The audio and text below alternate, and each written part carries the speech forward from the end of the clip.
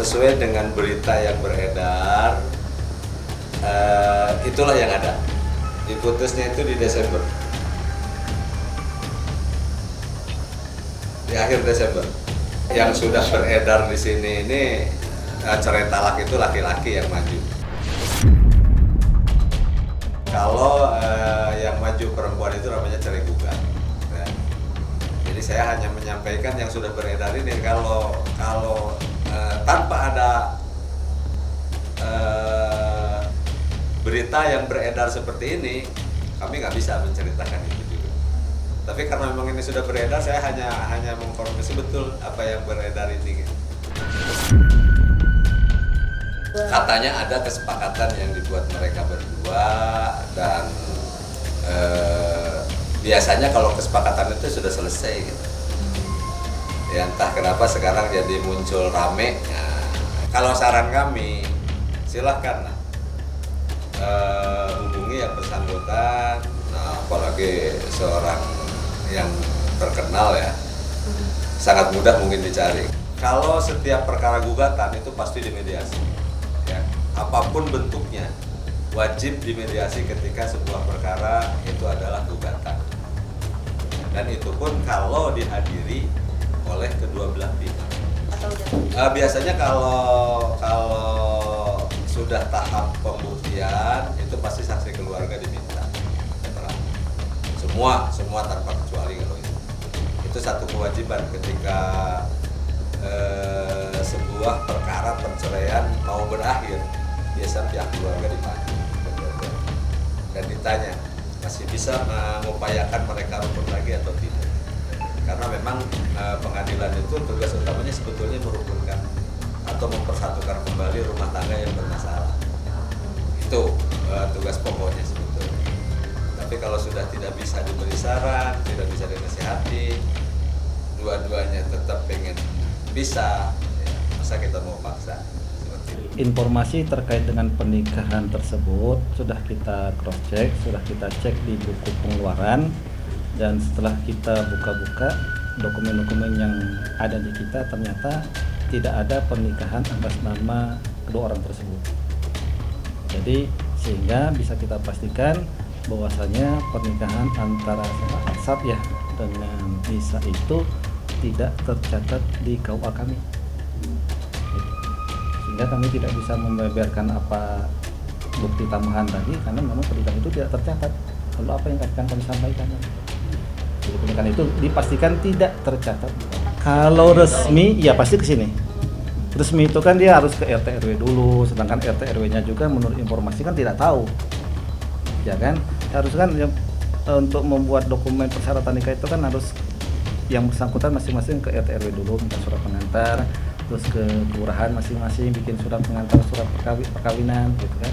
Nanti baru ke KUA untuk didaftarkan. Nah, RT RW-nya saja tidak tahu, apalagi kita. Kalau kalian nanya ke kelurahan juga tidak akan tahu, karena tidak ada data yang masuk ke mereka. Apalagi kita sebagai langkah terakhir buat mereka mendapatkan pernikahan. Kalau kita lihat dari infotainment yang sudah muncul di beberapa televisi, itu kan di sana ada disebutkan isbat cerai. Jadi isbat cerai itu artinya ada dua permohonan yang diajukan oleh para pemohon yang dilakukan dalam satu proses. Jadi isbat dulu. Nah, kalau sudah ada kata dengar kata isbat, itu sudah dipastikan bahwasanya pernikahan itu tidak tercatat di KUA manapun. Sehingga perlulah penetapan dari Pengadilan Agama mengesahkan bahwasanya pernikahan antara Alsat dengan Nisa itu sah di mata hukum. Nah, ketika itu sudah sah di mata hukum, ditetapkan oleh majelis hakim, baru dilanjut langsung dengan proses perceraian. Itu makanya ada istilah isbat cerai, menetapkan dulu pernikahan yang pernah terjadi sebelumnya yang tidak tercatat, lalu dilanjutkan dengan proses perceraian. Karena itu isbat, pasti nikahnya pasti nikah siri. Tidak mungkin kalau nikah tercatat tidak perlu isbat lagi, langsung saja proses cerai kan. Dana itu kan dakwaan jaksa, kita bantah dengan eksepsi. Eksepsi itu bantahan dari pengacara, di mana beberapa dakwaan itu memang agak rancu menurut kami. Di situ dikatakan kalau memang dari hasil visum itu tidak ada namanya patah tulang ya. Dan di mana pasal tersebut 444 ayat 1 KDRT itu adalah menurut kami salah. Karena pasal tersebut adalah pasal yang di mana korban tidak bisa melakukan aktivitas. Ya. Dan kami baca dakwaan memang 3 hari sesudah dirawat, Ibu VM akhirnya melakukan aktivitas. Dan tidak ada tanda memang dia tuh patah hidungnya dan lainnya, tidak ada. Kita nggak mau ngarang-ngarang cerita. Itu kan ada di dakwaan. Di dakwaan disebutkan kalau dia suka mukul-mukul bagian kepalanya. Ya, saya juga mau menambahkan, itu kan semua ada di dakwaan. Ya, Pak Ferry bilang, saya tidak melakukan. Demi Allah saya melakukan. Ya, saya bilang, ya itu hak kamu dan memang kami percaya dengan omongan Anda. Tapi kan ini sudah dituangkan di BAP dan sudah proses sampai ke persidangan. Walaupun jujur ini dipaksakan. Tapi ya mau bilang apa, kita tetap menghormati hukum Republik Indonesia. Kita menghormati hukum pidana. Dipaksakan kan pasal 44 ayat 1. Kan dia masih bisa aktivitas. Setelah 3 hari Ibu VM dirawat, akhirnya bisa pulang. Ya saya juga nggak mau dari pihak sebelah sana, saya juga nggak mau menjelek-jelekan, enggak lah. Kita semua sama. Kita saling menghormati. Cuman biarlah prosesnya berjalan, nanti akan menghasilkan suatu jawaban yang terang benderang. Hari ini akan terungkap di persidangan. Itu dicatat.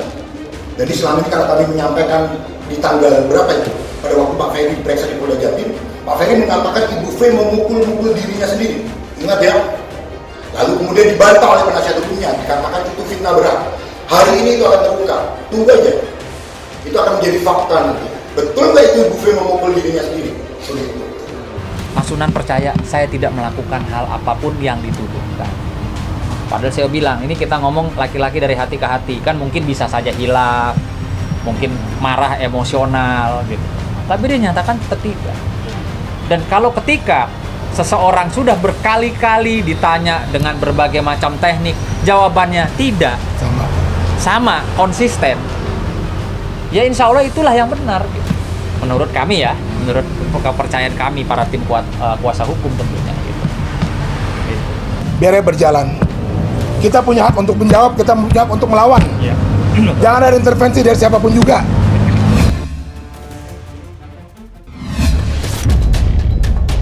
Ciri-cirinya adalah 2 orang ini terlibat dalam konteks pengampunan pajak yang dihubungkan oleh Rafael. Dari sini sudah kami sampaikan analisa pada KPK, mungkin tidak seberapa analisa kami. Tapi insya Allah kalau itu digunakan, kami prediksi akan ini menjadi bola salju yang luar biasa ke depan. Dan kalau ada klasifikasi, Rafael adalah sumbu, dia sentrum. Rafael ini bukan hanya yang masa lalu, baru-baru ini juga terlibat. Nah, jadi kami sudah sampaikan kepada KPK, penyebutan masuk dalam upaya culas program pengampunan pajak ini paling luar biasa besar. Maka kalau disebut apakah Rafael punya geng? Punya. 2 orang ada pejabat tinggi eselon 1 di Kementerian Keuangan. Nah, kita nggak usah sebut inisial lagi lah ya. Jadi 2 nama itu R ini kalau disebut mencuci hanya uang Rafael atau yang terkoneksi dengan Rafael, itu biar nanti aparat hukum yang menentukan. Namun ciri-cirinya kan mudah.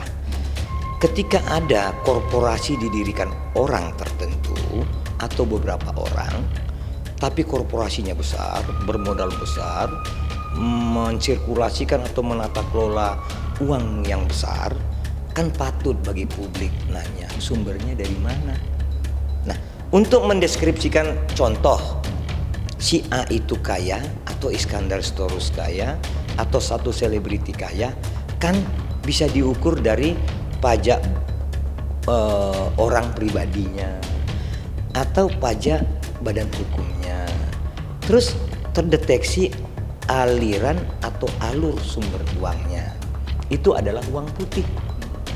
Namun ketika 3 poin ini tidak ditemukan, tidak bisa disampaikan yang bersangkutan, lalu saya menyebut contoh, saya orang kaya, saya punya triliunan, saya punya ini kan menggelitik bagi warga Indonesia, netizen dan atau warganet atau orang-orang seperti kami untuk ingin tahu bener nggak ini gitu. Nah, kalau memang itu benar, mari kita lihat sebaliknya gitu ya. Apakah mampu mereka menunjukkan hal-hal yang kita sebut tadi? Dan ini tentu lebih membantu KPK untuk menelisik kok ada orang kaya baru ini terkoneksi, terhubungkan dengan Rafael, baik itu melalui keluarganya hubungan darah dan atau hubungan perkawinan atau hubungan semenda. Nah, jadi ini kan mudah. Tapi kan ketika publik disajikan hanya Rafael, istri dan putrinya diperiksa, kami ini nanyanya mudah. Mantunya kok enggak ya? Kami bukan hanya sekedar bicara, tapi sudah menyajikan analitatif yang tertulis, terstruktur, menyampaikan berbagai inisial yang tentu dengan tingkat keamanan kami perhitungkan untuk tidak bisa mengambil langkah yang sebaliknya. Jadi kalau kita perhatikan, tentu skema untuk mencuci ini orang-orang pintar. Tapi percayalah, sepintar-pintar manusia, jika aib sudah dibukakan olehnya, kepintaran itu gak ada artinya gitu. Apalagi publik kita sangat konsisten ingin mengawasi para penyelenggara negara ini. Kalau kita perhatikan yang dilakukan Rafael mencuci ini dari mulai keluarga inti, artinya satu darah berdasarkan perkawinan, meluas kepada teman seperti Kepala Kantor Pajak Jakarta Timur yang istrinya terkonsentrasi itu dengan istri Rafael. Ini unik. Bahkan nanti kalau kita lihat alurnya, ini terkonsolidasi pada saham-saham yang ditempatkan sampai kepada dari Virgin Island. Nanti kita lihat di situ. Nanti terkoneksi lagi nanti dengan perusahaan yang bergerak di pertambangan, tapi lebih besar dengan konstruksi. Nah, itu banyak sekali.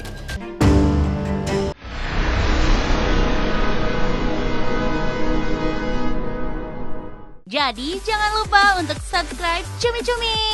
Ditekan ya tombol lonceng merahnya.